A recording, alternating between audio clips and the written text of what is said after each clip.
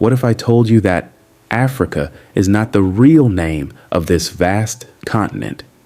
The word we use today came from outsiders, but long before that, Africans had their own names, their own civilizations, and a history far deeper than what's usually taught.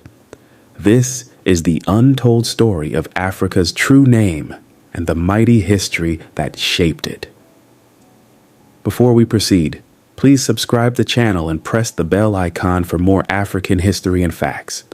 The name Africa, as we know it, comes from the Romans when they conquered part of North Africa around modern-day Tunisia. They called it Africa Proconsularis, the land of the Afri people. Some say the word Afri came from the Berber term Ifri, meaning cave, while others trace it to the Phoenician word afar, meaning dust. From that small province, European explorers eventually used Africa to label the entire continent.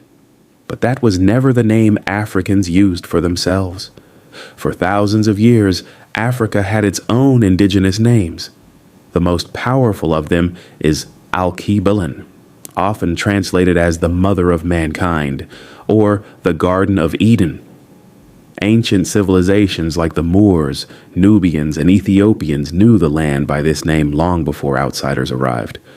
In other regions, the Dogon people of Mali spoke of Africa, meaning first sun soul. Ancient Egyptians used terms like Afru-Ika, meaning motherland. Other names included Ethiopia, Libya, Kush, and even Sudan. So when we say Africa today, we're speaking a Roman word, not the continent's original name. But Africa is not only about its name. Its history is just as remarkable. Long before colonization or slavery, Africa was home to some of the world's greatest civilizations. In Egypt along the Nile, advanced kingdoms built pyramids, developed writing systems, and led in medicine, astronomy, and architecture. To the south, in Nubia and Kush, kings and queens ruled powerful empires that traded gold and iron across continents. In West Africa, cities like Timbuktu became centers of learning, where scholars wrote thousands of manuscripts that survive to this day. Empires like Mali, Ghana, and Songhai controlled vast trade routes dealing in gold, salt, and knowledge. Wealth so great that the legendary king Mansa Musa is still remembered as the richest man in history.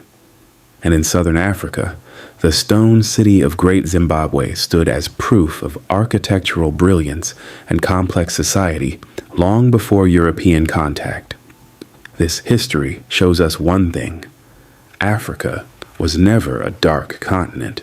It was a cradle of civilization, a birthplace of knowledge, culture, and human life itself. So, why does the true name and history of Africa matter? Because names carry power.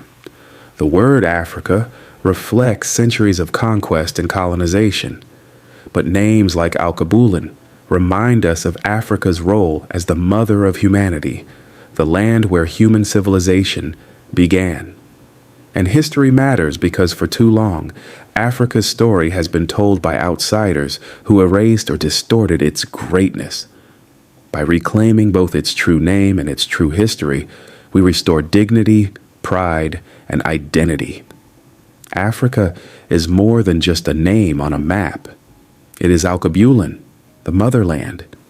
It is a continent of kings and queens, scholars and builders, inventors and dreamers. Its story didn't begin with slavery. It began with civilization itself. And that is the history we must never forget.